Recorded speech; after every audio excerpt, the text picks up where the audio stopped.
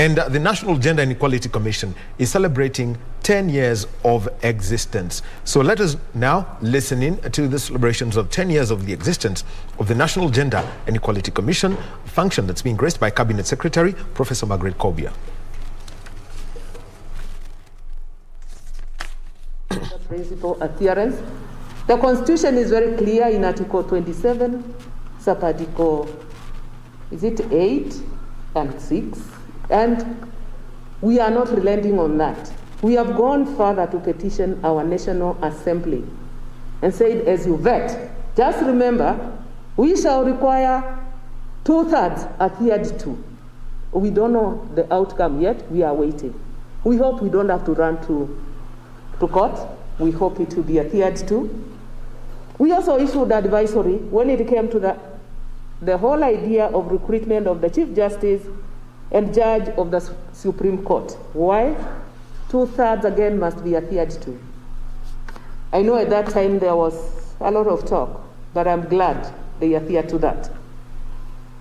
There is the State Department of Fisheries and Aquaculture and Blue Economy. And we saw an advert which went up. And the Kenyans are very good. When they see some adverts that are discriminatory, they bring to our attention.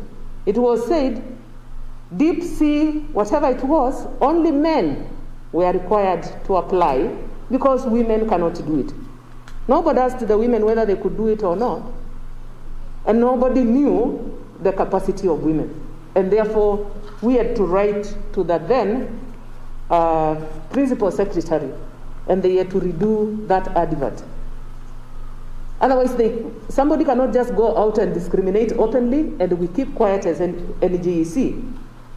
In the times of COVID, we issued an advisory to the Ministry of Health on inclusion of sign language in services during routine public briefings on COVID-19 pandemic, the caseload prevention of COVID-19 infections, and availability of services, including isolation and quarantine.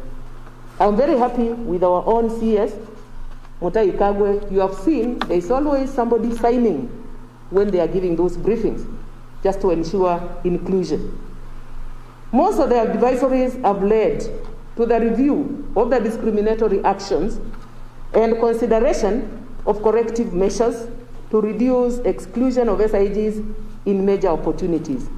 And this is something that we are really proud of. I can stand here and tell our SIGs they will not be discriminated as long as we are in existence. So you better pray for long life of NGEC so that discrimination may die. The other area is facilitating national and county governments as well as the private sector to mainstream issues of gender, youth, other persons, minority and marginalized groups in the development and business sector. Now, we realize this one, you can't go beating people. What you do is provide standards, guidelines, handbooks, model tools. And just to mention a few of those tools that we have provided.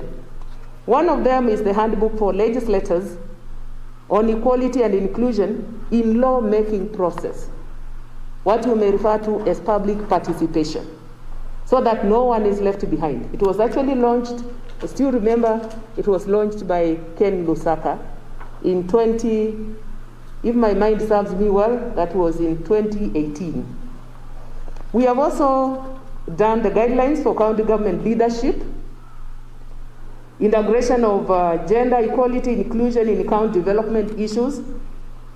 This booklet was first done by my predecessor in 2015, and we realized that we needed to revise it, and we did that in 2019 because we consider that one to be key. The other one we have done is mainstreaming principles of equality and inclusion in business sector. I'm reading this because I can see our own Eva Muraya is here and is privy to those guidelines. We also did guidelines on mainstreaming of issues of youth, PWD, women in annual public performance contract processes. In fact, we are now moving on to ensure that in this area, people get their certificates, those who have done very well. I will not name all of them, but the last one I will name in this category is Guidelines for Managing and Establishing Equality and Inclusion Technical Working Groups. We realized in the short run, NGEC is not going to be in every county.